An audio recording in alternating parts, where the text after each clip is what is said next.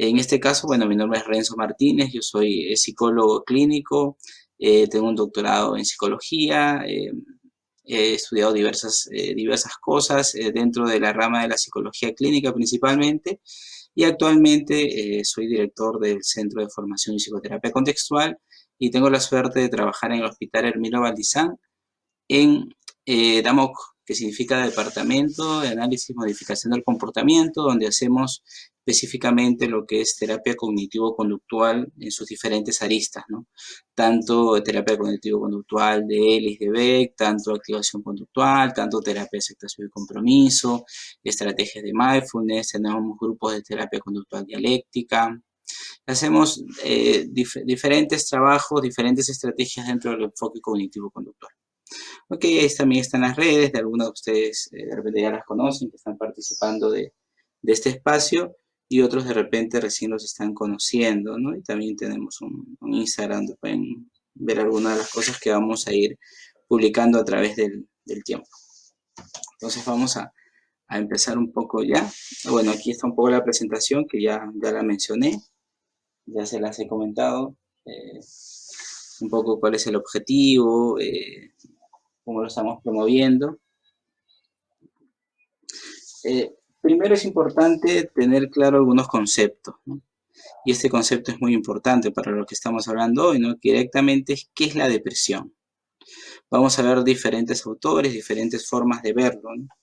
De repente dentro de la universidad, ya seamos psicólogos, médicos, ¿no? Tengamos alguna otra profesión de salud, cuando se habla lo que es depresión, comúnmente vamos a lo que son los criterios diagnósticos, ¿no? Y para eso, a nivel nacional, a nivel de Perú, esa estrategia está dada principalmente por lo que es el CIE-10, ¿no? Que es el manual que nosotros utilizamos, ¿no? A nivel nacional. Sin embargo, también podemos ver otras propuestas, el manual latinoamericano, podemos ver el DCM, ¿no? Sin embargo, vamos a ver que en esta psicoterapia tiene una forma tal vez particular, tal vez resaltando alguna visión más que otra, pero que de alguna otra manera nos ayuda a entender de mejor manera cómo poder intervenir con esta población, ya que es la población que tiene más índices en acercarse a la consulta y que mayormente vamos a ver que también tiene más dificultades, ¿no? Y que si esto se cronifica, las personas pueden llegar a tener intentos de suicidio o de poder acabar con su vida si esto no se soluciona, ¿no? Entonces, los criterios más frecuentes que vemos en estas patologías, vamos a ver de repente disminución de la actividad, problemas del sueño, falta de apetito, vamos a ver apatía, vamos a ver pérdida de placer en disfrutar de actividades que antes eran placenteras, vamos a ver también ideas de muerte, de repente intentos suicidas, ¿no? Vamos a ver diferentes síntomas que nos van a llevar a poder diagnosticar, a poder identificar que hay un problema de depresión. Sin embargo, bajo este enfoque, bajo lo que es el conductismo radical o lo que son las terapias conductuales, vamos a ver que primero esta depresión se visualiza como una situación que vive la persona, más que propiamente dicho con un problema dentro de la persona. Y esto es muy relevante y muy importante para trabajar con esta población, porque muchas de las personas que asisten a consulta con esta problemática nos dicen, nos mencionan o creen que dentro de ellos hay algo malo, que dentro de ellos hay algo que no está funcionando bien. Y justamente, ¿no? Como seres humanos creemos que tal vez eso no se va a poder mejorar, que eso no se va a poder modificar porque forma parte de uno mismo, ¿no? En muchos casos hay personas que creen que es algo que no se va a mejorar así ellos hagan el mayor esfuerzo y de alguna otra manera esto hace que esto se cronifique más aún. Entonces, primer concepto importante, la depresión no está dentro de la persona, sino más bien las personas estamos dentro de una situación depresiva. Es importante también saber que esa es una terapia para la depresión y para la prevención de recaídas, eso está demostrado a nivel científico, y que se centra principalmente en el cambio conductual. Justamente de ahí su nombre, ¿no? Activación conductual. Quiero que se imaginen, es algo muy importante que el paciente poco a poco lo vaya viendo así, ¿no? De alguna u otra manera, todos vamos tomando decisiones en nuestra vida y esas decisiones nos pueden llevar por diferentes caminos, ¿no? La idea es que el paciente se dé cuenta de que en este momento él ha tomado decisiones que tal vez no lo están ayudando y por eso está en una situación depresiva. Entonces la idea es motivarlo a que tome decisiones que realmente lo lleven hacia un camino diferente. Vamos a ir conversándolo, vamos a irlo viendo y ustedes van a ir comentando. Toda esta base, toda esta idea de cómo trabajar con los pacientes, desde activar la parte conductual del ser humano, deviene por las diferentes propuestas teóricas de importantes psicólogos, como por ejemplo Skinner, ¿no? Que dentro de los diversos escritos o las la diversa teoría que nos ha dejado, parte importante es un poco la concepción que él tiene de lo que es depresión, ¿no? En 1957 él decía que la depresión era la pérdida de reforzadores y a la vez situaciones de castigo o extinción. Entonces, desde este punto de vista vemos que los seres humanos vamos cayendo en una depresión porque vamos perdiendo situaciones que nos traigan ese beneficio, que estamos perdiendo de situaciones que nos motiven, que estamos perdiendo de situaciones que nos dan esa alegría, esas ganas de poder vivir y que más bien nos enfrentamos a situaciones de castigo, a situaciones dolorosas, a situaciones complicadas, o más bien perdemos la posibilidad de refuerzo, ¿no? Un ejemplo clarísimo aquí sería de repente el rompimiento de una pareja, ¿no? Cuando una relación de repente, o estamos muy enamorados de una persona y esa relación termina, vamos a ver que el refuerzo comienza a caer, ¿no? Porque tal vez con esa persona salíamos, hacíamos actividades, íbamos al cine, compartíamos sueños. Entonces, cuando esto se rompe, vemos que nuestro reforzamiento va cayendo. Podría haber una situación de castigo, ¿no? ¿Qué tal si en una conversación con esta pareja nos dice que no nos quiere, de repente que nunca nos quiso, que de repente está aburrido o aburrida de nosotros, que de repente ya no aguantaba más pasar ese tiempo con nosotros, entonces ya no solamente sería pérdida de refuerzo, no sería un aumento de castigo, ¿no? O más bien extinción, ¿no? Que al llamar a esa persona no te responda, no te dé ninguna señal de lo que siente o piensa, ¿no? Entonces, bajo este enfoque, la depresión estaría dada por estos tres movimientos en cuanto a la conducta.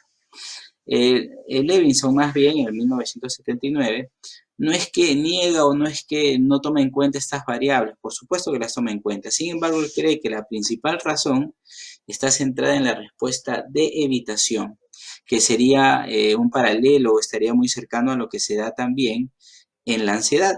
Para Levinson, la persona cae en esta depresión o esta situación depresiva porque justamente ante este dolor, ante esta tristeza, la persona lo que hace es evitar situaciones, evitar momentos, evitar sentimientos y lo que hace es alejarse un poco de las actividades que podrían ser beneficiosas o podrían hacer que su conducta mejore.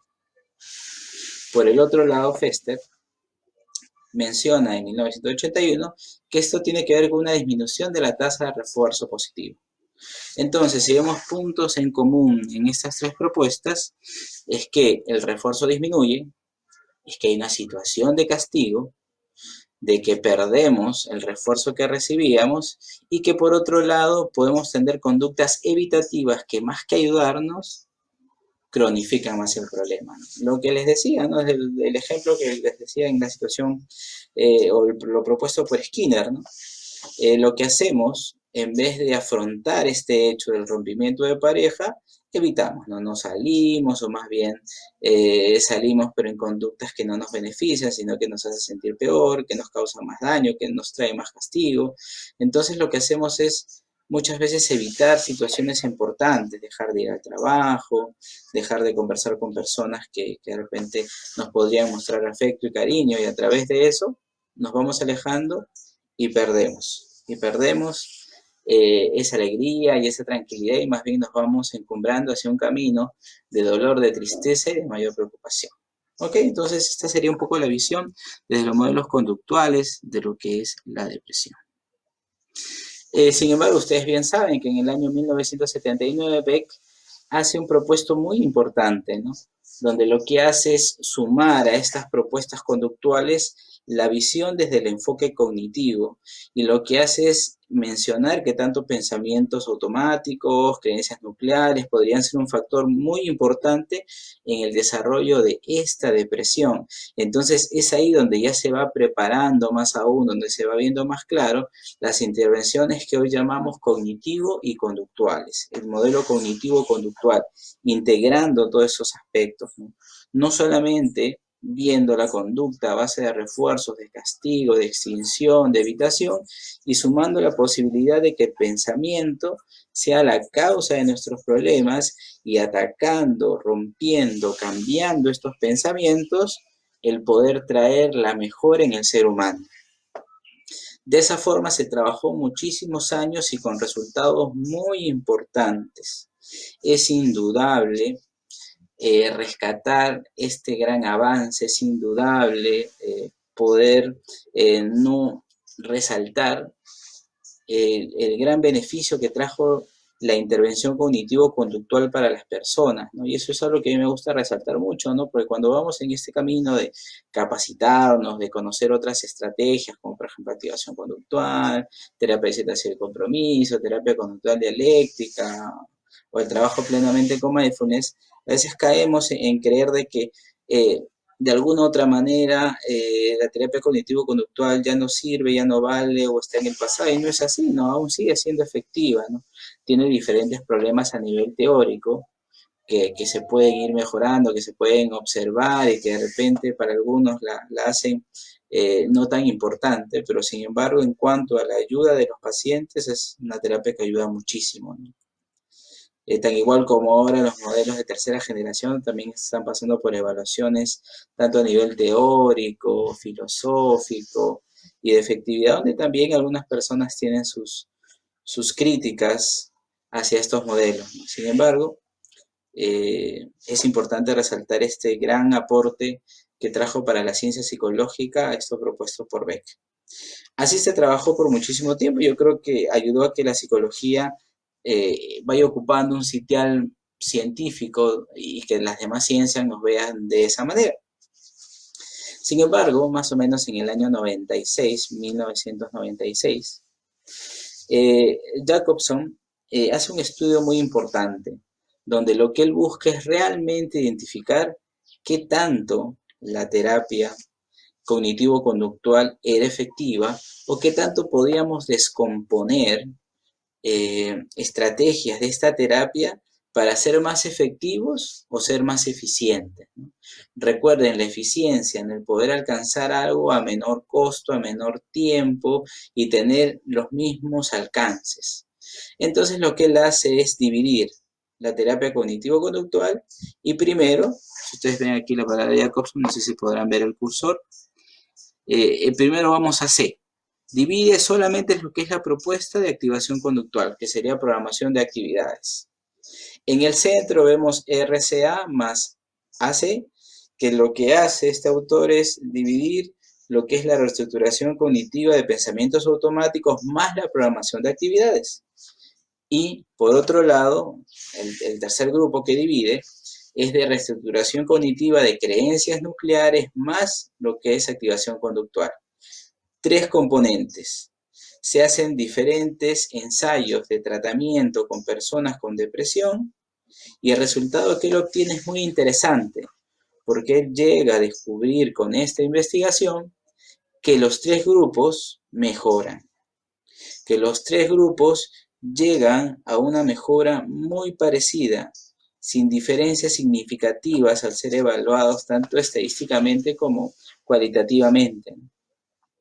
Entonces lo que él nota es que los tres componentes son igual de válidos. Sin embargo, buscando lo que es la eficiencia, vamos a ver que la activación conductual tiene menos sesiones, que la activación conductual no necesita de un entrenamiento o reestructuración cognitiva, no necesita expertos para manejar los pensamientos, sino simplemente, ojo, simplemente entre comillas, no es que sea muy fácil, sin embargo, necesitas un entrenamiento principalmente en lo que es activación conductual, mientras que en los otros modelos necesitabas tanto aprender lo que era activación conductual como aprender el manejo cognitivo, tanto de pensamientos automáticos como de creencias nucleares.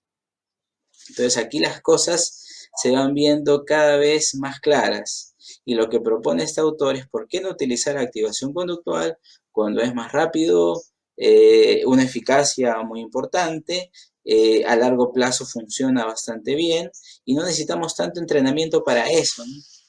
Actualmente, viendo la situación que vivimos, donde todos los países están cayendo o vamos a ir cayendo tal vez en un problema económico importante, ¿qué tan valioso es que podamos ayudar a más gente en el menor tiempo posible, con el menor aprendizaje posible, para que estas personas también puedan formar parte de los trabajos, de las actividades del día a día y que puedan ser también motor para esta mejoría económica que tanto necesitamos? Vamos a ver también que en el 2006 se hace otro estudio donde se hace una comparación tanto de lo que es activación conductual con terapia cognitivo-conductual, con farmacología, que al parecer es paroxetina, si mal no recuerdo el medicamento que se utiliza en ese tiempo, y placebo.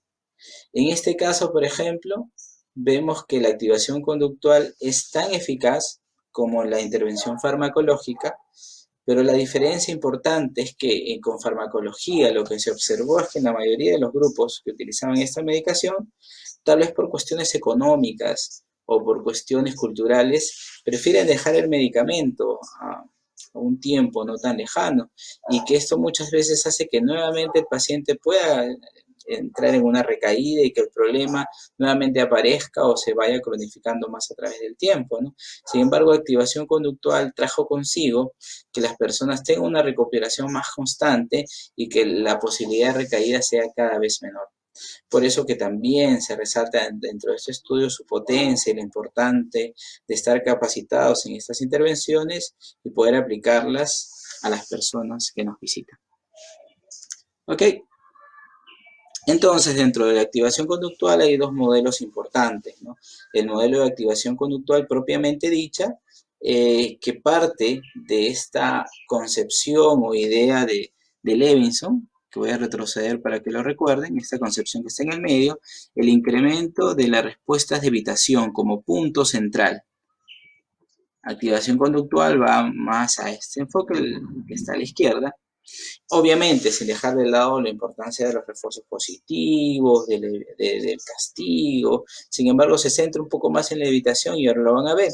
Sin embargo, la terapia de activación conductual para la depresión, vamos a ver que está o tiene más bien un enfoque un poco más orientado a ver a la persona dentro del contexto y a la posibilidad o aumento de refuerzo, ¿no? Vamos a ver que esta segunda propuesta es un poco más protocolizada, con sesiones ya armadas y pauteadas para que las personas puedan mejorar.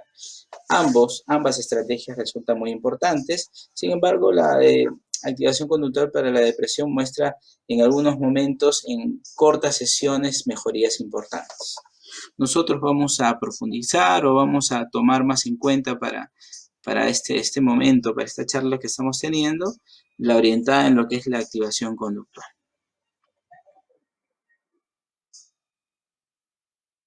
Ok. Quisiera saber si, a ver, vamos a ver si hay alguna duda, alguna pregunta. Voy a mirar un poco que creo que estamos un poco en el tiempo.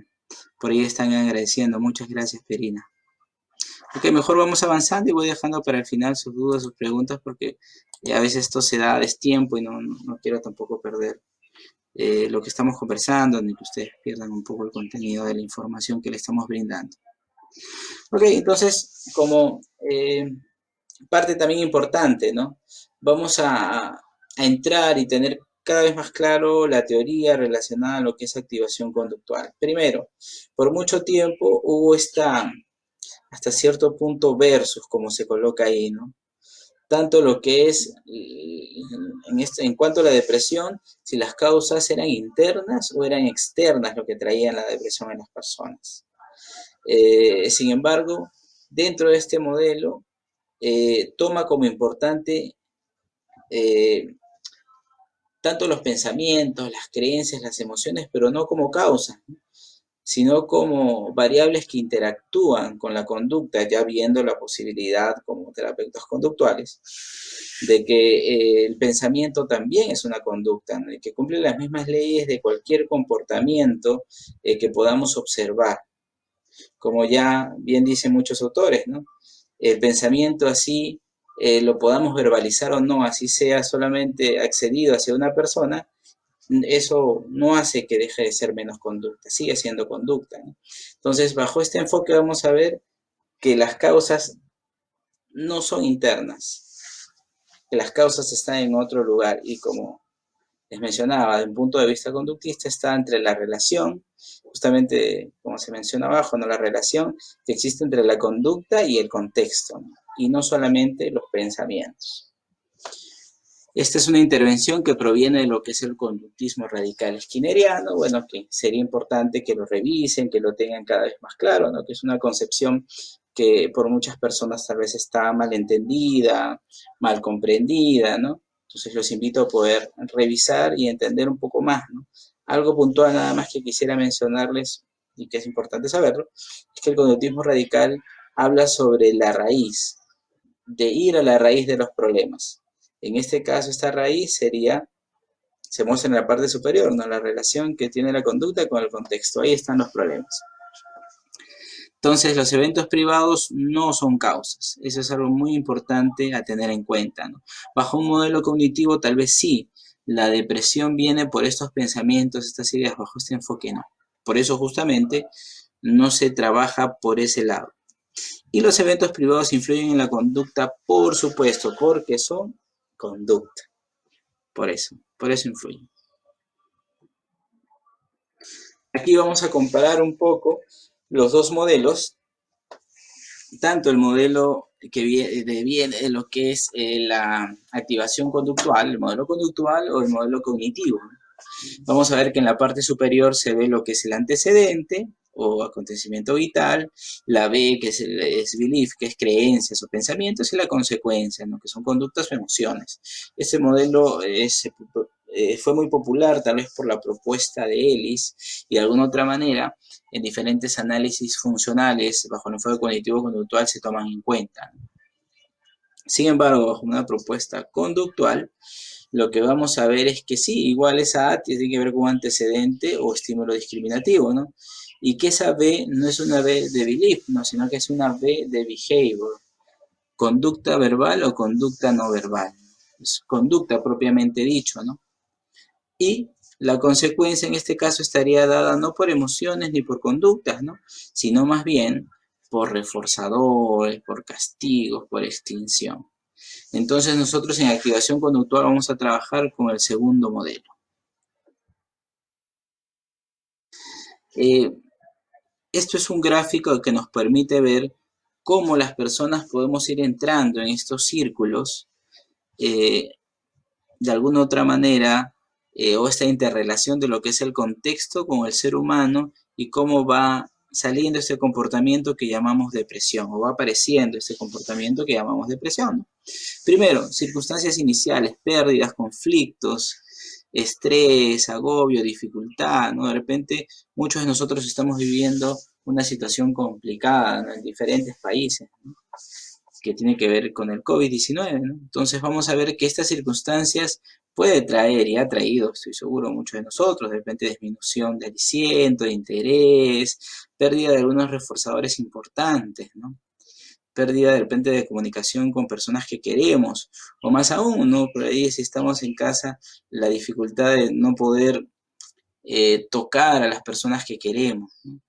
Entonces, esto puede traer como consecuencia un problema secundario y esto es lo que diría Levinson, ¿no? La evitación conductual hacia esta situación, que puede ser evitación propiamente dicha, inactividad, ruina de pensamientos, todas estas cosas que más que ayudarnos a encontrar nuevamente ese refuerzo, a sentirnos mejor, a activar nuestra conducta, nos podría llevar más bien a estar deprimidos, a sentir más tristeza. Y eso puede ser un evento, una circunstancia problemática que pueda hacer que esto gire, que no podamos salir de esta dificultad en la que nos encontramos. Entonces, ¿cómo podemos presentar esto al cliente o cómo podemos hablar con él?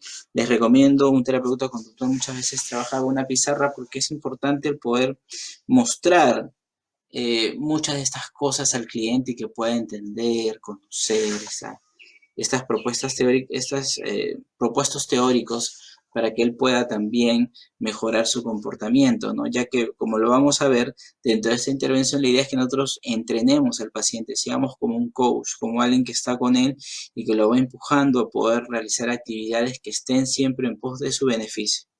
Entonces podemos comenzar así, con una pizarra, con la pregunta número uno, ¿no? ¿Qué sucedió? De repente alguien está en el momento que estamos viviendo, podría decir, ¿no? La situación del COVID, ¿no? Muchos de nosotros de repente nos están llamando por teléfono y nos están diciendo esto, ¿no? Por esto que está pasando, estoy más tiempo en mi casa. Entonces, ¿cuál es el efecto en ti?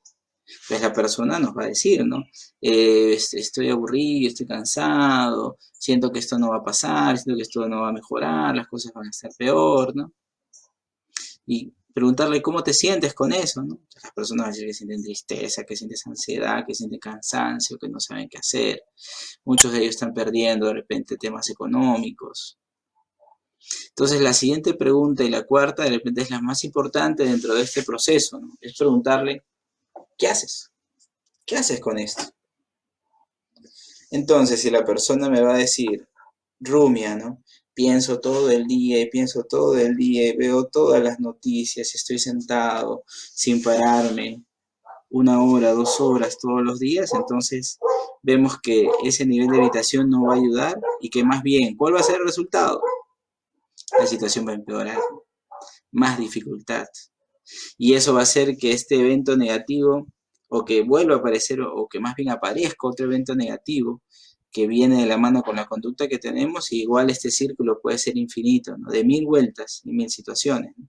O más bien que la persona como patrón de evitación de alguna otra manera quiera cortarse, quiera más bien tirarse en la cama y no hacer nada, dormir 10 horas, 15 horas al día, para hacer como que si esto realmente no estuviera existiendo. Eso más que ayudar va a generar un gran problema y va a traer como consecuencia de que este círculo se mantenga. Entonces es importantísimo que el cliente entienda esto, ¿no? Y nosotros, ¿cuál vamos a modificar? A ver, pensemos.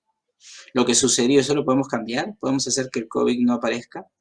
¿Podemos regresar en el pasado y hacer algo para que no esté sucediendo? Es imposible cambiar eso.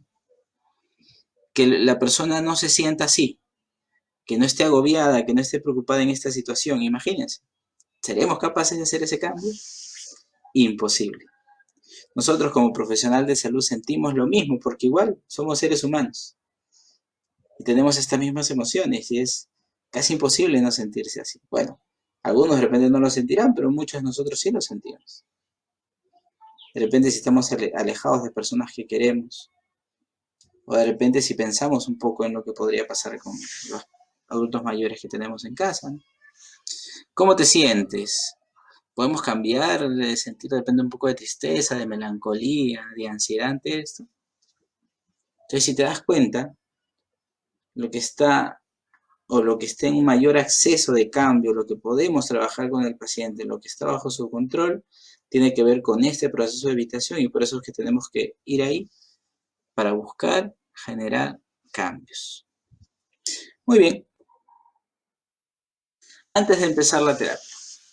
Entonces, imaginemos que hasta aquí hemos trabajado con el paciente, hemos trabajado este modelo, el paciente lo tiene mucho más claro de cómo tiene que, que, que actuar, qué estrategias tenemos que implementar, qué es lo que tengo que mejorar, y el paciente entiende que la evitación es lo que está generando un problema importante aquí. Entonces, como les mencioné, nuestro papel tiene que ser como un entrenador, alguien que observa, señala, motiva, empuja para que el paciente mejore. Hay que saber que la actividad no es simplemente aumentar las actividades placenteras, y eso es algo que tenemos que tener muy claro. De repente, bajo un enfoque más cognitivo-conductual, lo que hemos trabajado también ese enfoque, o más bien las personas que de alguna u otra manera tenemos un sentido común y hemos buscado, ¿no? Ante un momento difícil hacer cosas agradables, Entendamos que activación conductual no significa esto. No es simplemente, ya estoy en cuarentena, entonces ya voy a ver 10 películas bonitas, alegres y felices para estar mejor. No es simplemente hacer actividades diferentes. No solamente decir, ya tengo una hora de ejercicio al día, entonces ya todo va a mejorar. Esto realmente no es así, ¿no? La depresión no se mejora así, ¿no? Si no, imagínense, no existiera ese tratamiento ni personas deprimidas, ¿no? Sino simplemente la gente con tristeza o con dolor saldría a correr. Y es porque en un enfoque conductual nosotros no buscamos cambiar la topografía de la conducta. ¿Qué quiere decir eso? No queremos cambiar de que se pare o no se pare, sino lo que buscamos es que la persona haga conductas, desarrolle conductas con una función importante para él, que la función de la conducta sea la que genera el cambio, que la función de la conducta lo lleve al encuentro de reforzadores. No que cambie solamente la conducta, sino tenemos que buscar la fusión de, por eso justamente, ¿no? Lo vemos como el tercer punto, ¿no? No se centra en los contenidos, sino en la función de la conducta. Por eso justamente somos conductistas y es importante tenerlo claro. ¿Ok? Después, la aplicación de activación conductual debe realizarse de forma individualizada. Sabemos, esto es algo muy importante a ser recalcado, por favor, todos los que trabajamos bajo este enfoque, muy importante. Vamos a trabajar de forma individualizada. Hay una teoría que nos habla de evitación, que nos habla de refuerzo negativo, pero eso no significa que el cliente tiene que llegar a la consulta y nosotros de frente, ya, ¿cuál es el problema de los reforzadores? ¿Cuál es la evitación? No. Obviamente tenemos que mirar de forma individualizada lo que le pasa al cliente, identificar cuál de estas aristas hay que modificar. Si realmente hay una baja de refuerzo, de repente vemos que no hay conductas evitativas en demasía. De repente tenemos que manejar más la extinción de la conducta. Tenemos que identificar qué modificar y no simplemente utilizarlo como una receta. Eso es muy importante. Y el cambio siempre se da de afuera hacia adentro. De repente los que hemos trabajado, los que trabajamos en el modelo cognitivo-conductual, siempre vamos a estar tentados a modificar los pensamientos. Y no es que esté mal. Sin embargo, si vamos a ir por ese camino, como consecuencia, va a necesitar que también tengamos todo un planteamiento cognitivo mayor y eso traiga como consecuencias más sesiones, más entrenamiento, más teoría y de alguna otra manera nos alejaríamos de esta propuesta que tiene menos sesiones, que es potente, efectiva, clara. Entonces, por eso es que ante esta tentación hay que tratar de no caer en ella y mantenernos bajo ese enfoque conductual para seguir los protocolos y de alguna otra manera generar el cambio que buscamos. Muy bien, activación conductual. ¿Cuál sería este procedimiento?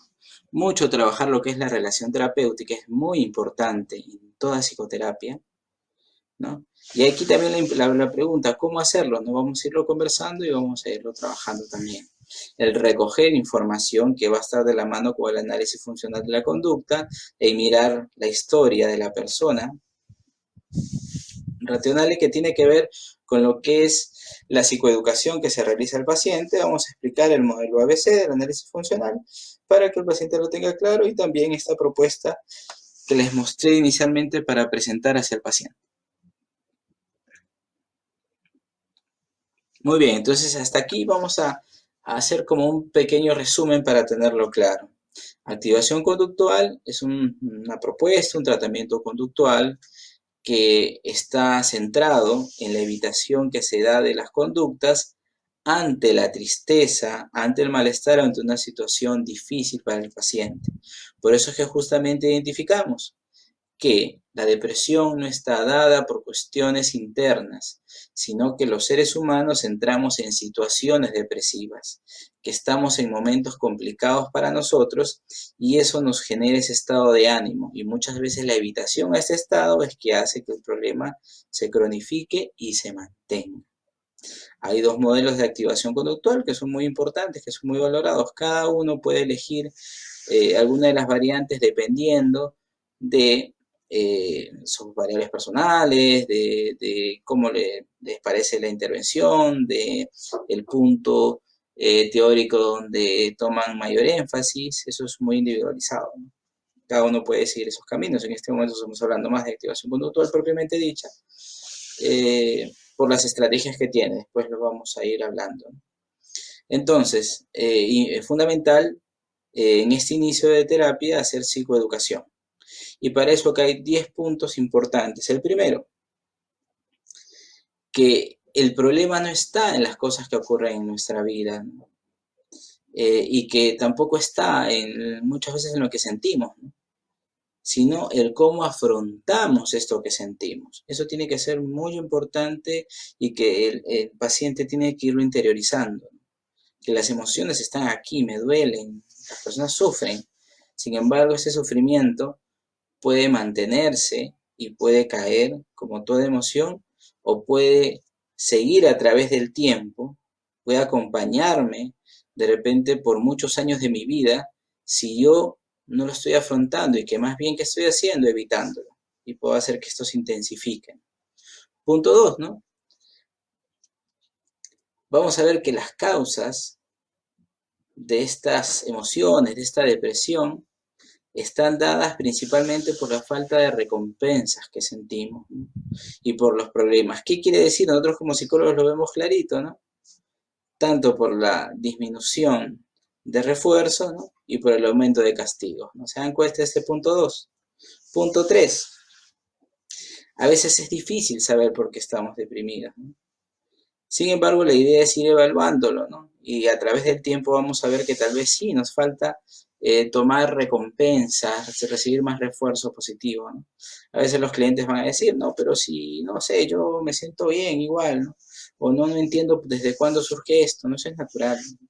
Nosotros no estamos testeando siempre nuestra vida y viendo en qué momento nuestras emociones cambian o desde cuándo me siento así, ¿no? Hay tantas actividades que realizar que a veces se lo dejamos en un segundo plano.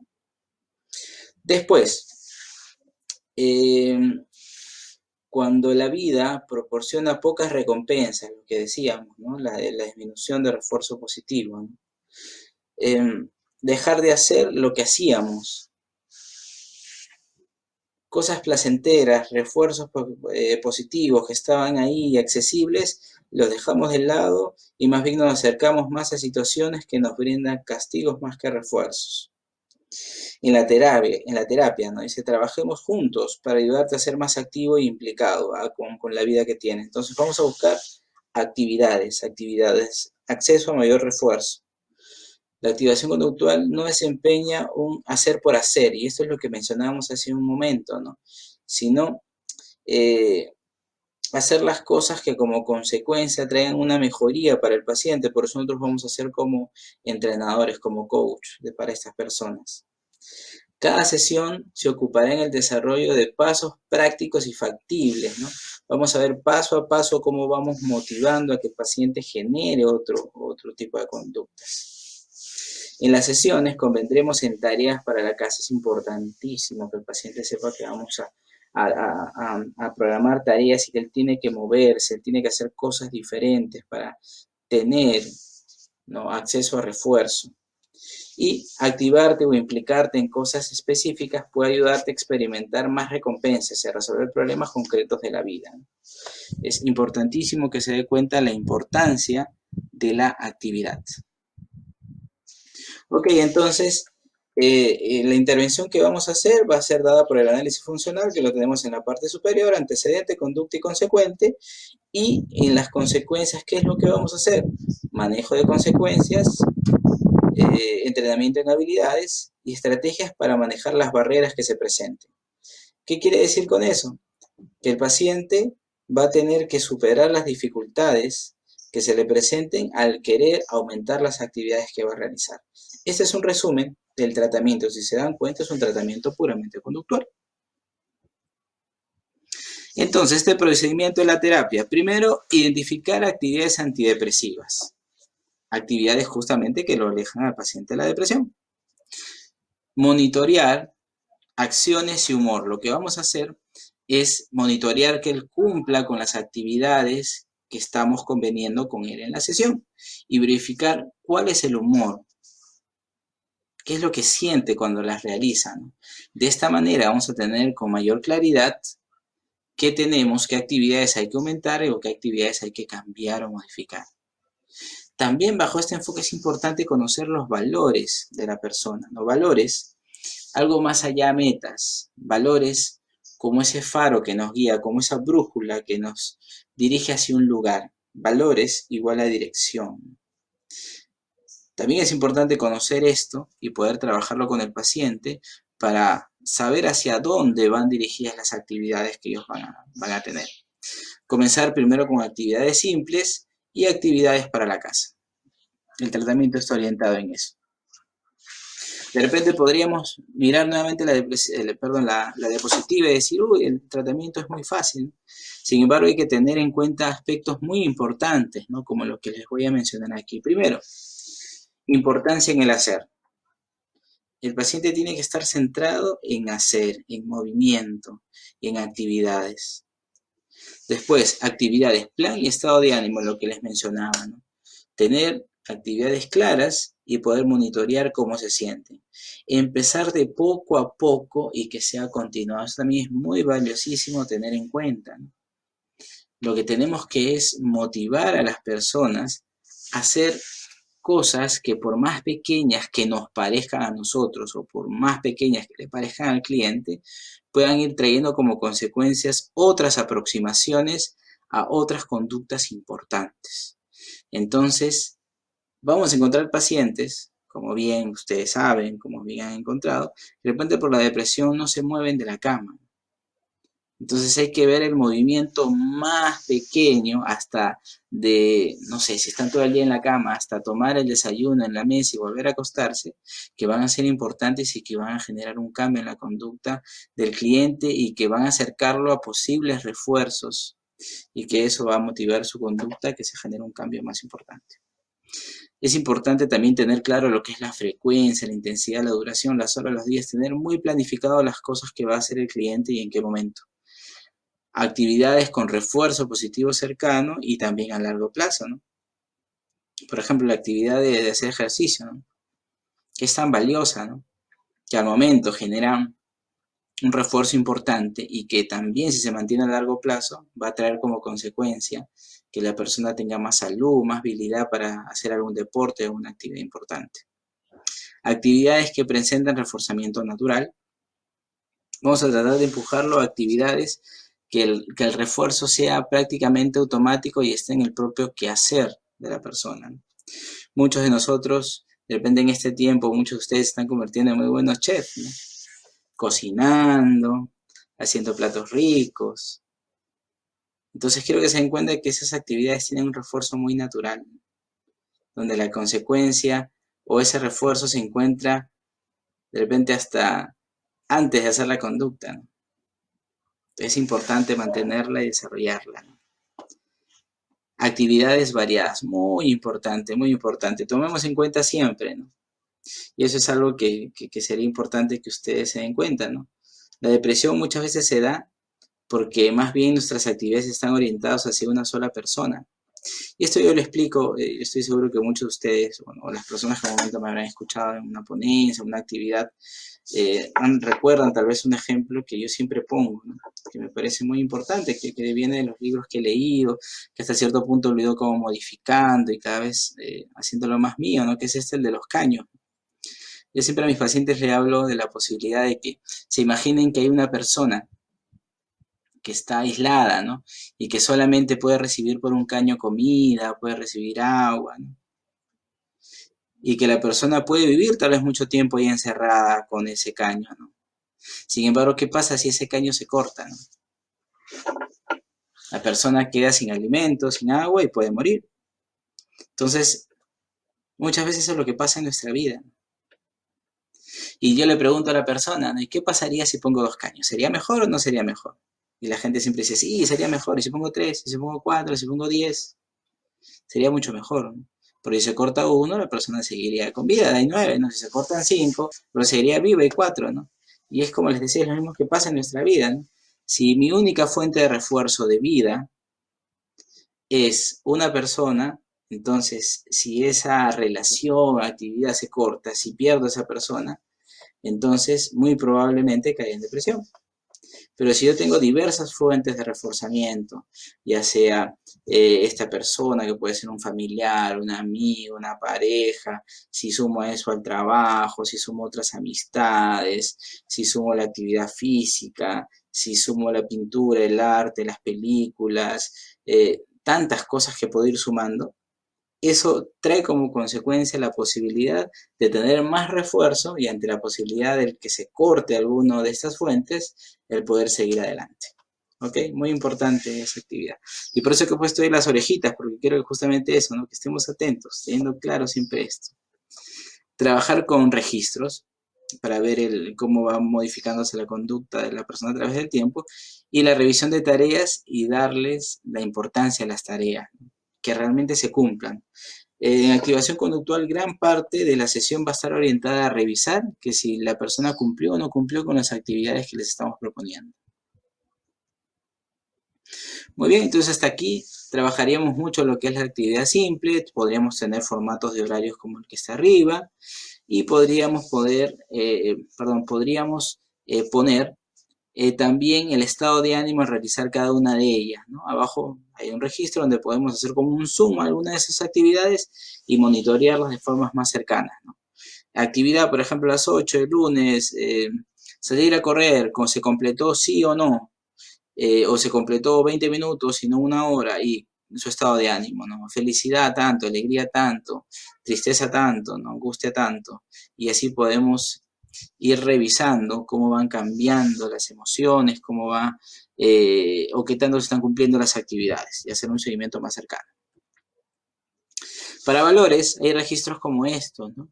Donde se le explica al paciente qué es la dirección valiosa, los objetivos, las acciones y las barreras, y se trabaja con él. Que él identifique las direcciones valiosas y a partir de ahí que se desprendan objetivos y acciones. Y esas acciones son las que vamos a ir implementando dentro del trabajo con el paciente. Tenemos también estos registros, ¿no? Para hacer compromisos con el paciente, para generar actividades en él, ¿no? En el lado izquierdo vemos que dice actividad, ahí podemos ponernos, por ejemplo, salir a correr. QQDC es qué, dónde, cuándo, con quién no se va a realizar la actividad, ser muy específico. Desde la sesión podemos ver cuál va a ser el obstáculo posible, ¿no? De repente la persona diga que no tengo ganas. Entonces, ¿cuál va a ser la solución? De que un familiar lo motive, de que la alarma lo despierte, de que de repente sea una hora específica donde de repente él se siente más motivado, buscar. Y después el paciente nos va a traer este registro colocando si resultó o no resultó ese manejo de obstáculos. Son registros que nos ayudan a hacer, como les decía, como un zoom a la dificultad del paciente y poder tener más claro qué estrategias podemos utilizar para su mejora. Aquí activación simple, por ejemplo, la actividad propiamente dicha, la dificultad puede ser puntuada o la dificultad propiamente dicha que se puede dar y la activación anticipada, ¿no? Desde qué momento la persona activó o se comprometió a activar esto, a cambiar o a mejorar o a tener una conducta diferente y si pudo cumplirla o no cumplirla y después vemos la dificultad real, ¿ok?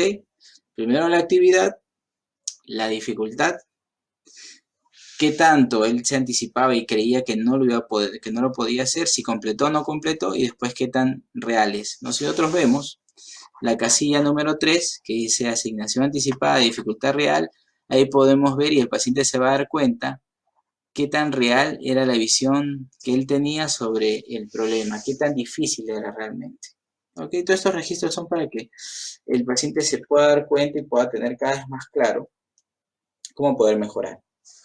Podemos trabajar muy bien hasta ahí y acabar el tratamiento de activación conductual y que el paciente mejore sin ningún problema.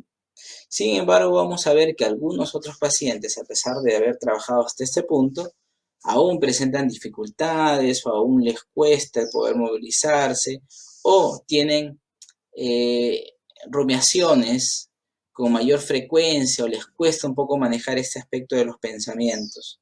Entonces, la propuesta de este modelo es poder trabajar una segunda parte donde se hace una activación valorada más consciente, donde se puede intervenir con ejercicios de mindfulness y se hacen otras explicaciones que nos ayudan a que el cliente pueda mejorar en sus dificultades, ¿no?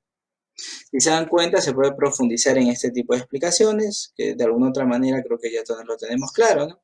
Donde es un análisis funcional de la conducta y van a ver también que en ese esquema se ve la situación, la respuesta y la consecuencia, ¿no? Vamos a ver que en este proceso, que es conocido como TRAP, por sus siglas en inglés, vamos a ver que la persona pasa un momento difícil, se siente triste, se queda en la casa o rumia y lo que hace es girar aquí, ¿no? Como están las flechas. Eso mantiene el problema.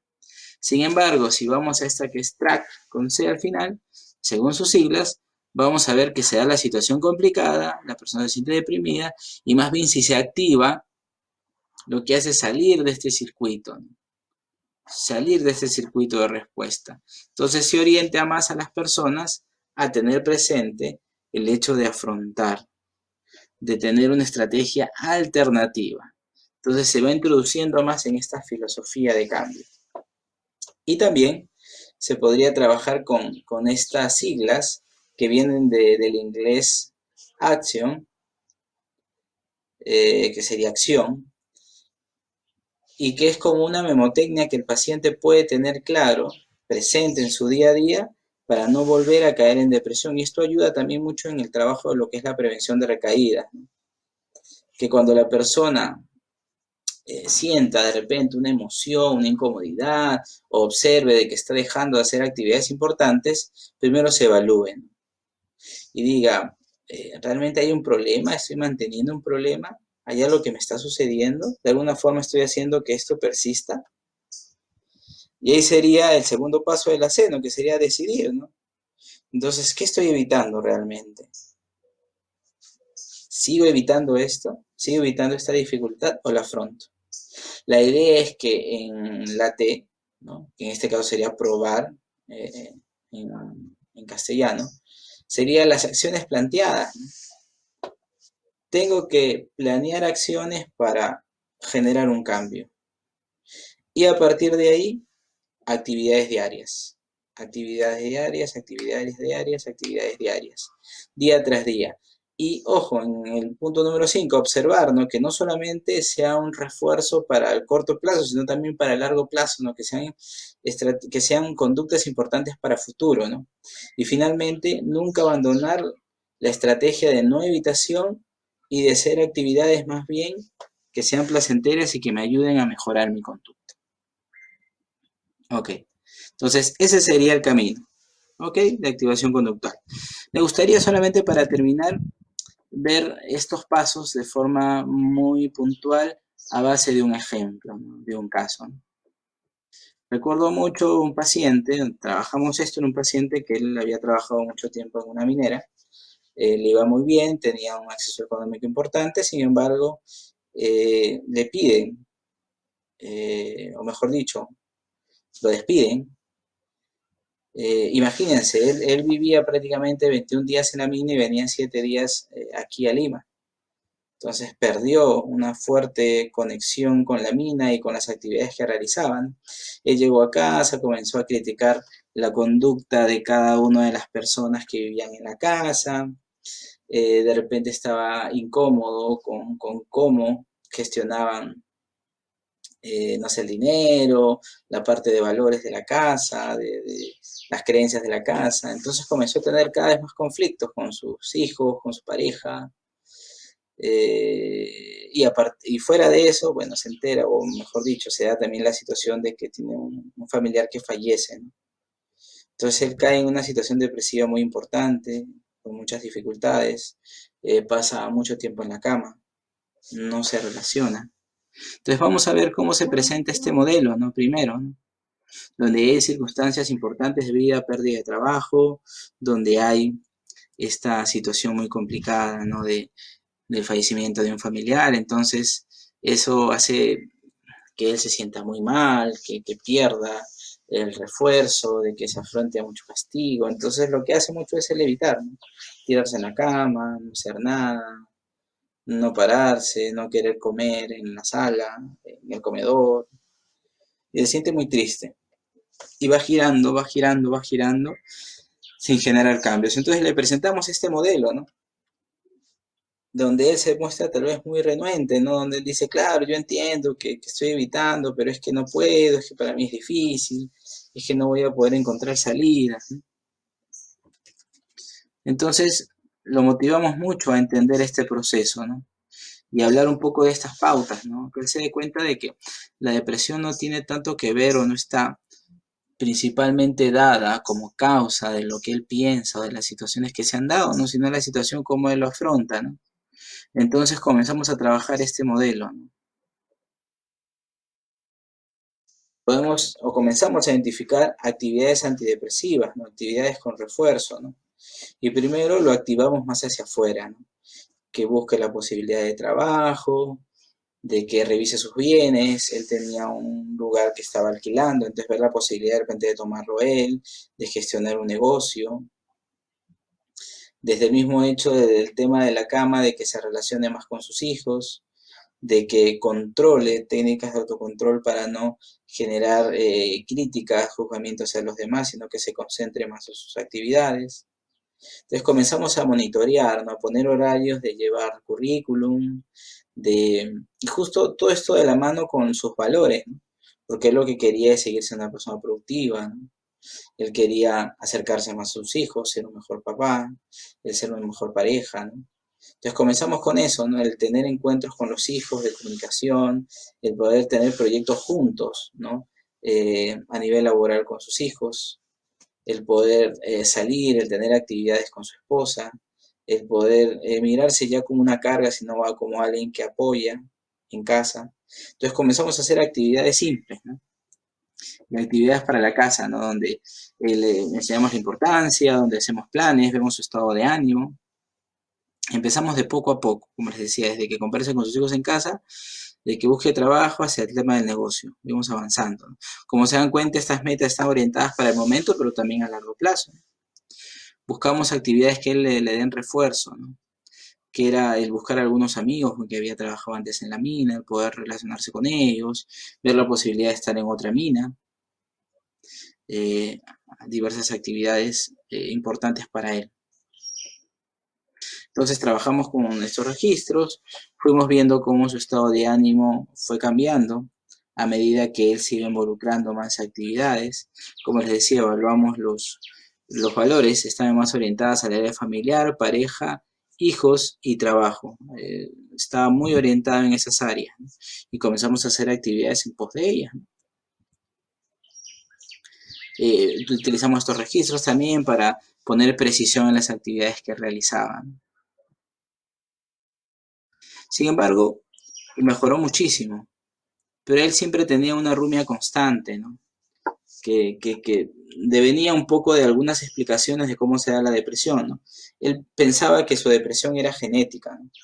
Entonces él siempre pensaba de que esto va a volver, porque él ya estaba haciendo muchas actividades, estaba viendo los papeles de negocio, sin embargo él estaba con esta idea de que esto va a volver, esto va a volver. Entonces trabajamos también estrategias de mindfulness con él para no conectarse con estas rumiaciones. De repente aquí yo no lo puse, les pido por favor que revisen un poco eh, el Facebook donde lo estamos transmitiendo. Abajo hay una pauta de los 2 minutos para manejar rumiaciones que tiene que ver con activación conductual y que es una estrategia muy importante, ¿no? Donde las personas se hacen 3 preguntas, ¿no? ¿Qué tanto este pensamiento me ayuda? ¿Qué tanto las cosas pueden cambiar si lo pienso? ¿Realmente me ayuda el evaluar tanto esto? Y al evaluar esas preguntas, la persona va teniendo más claro que esto es una rumiación y lo deja ahí. Les pido que lo revisen y lo van a tener de una forma gráfica también para que lo puedan utilizar. Entonces trabajamos esto con él, para que él vaya dejando las rumiaciones.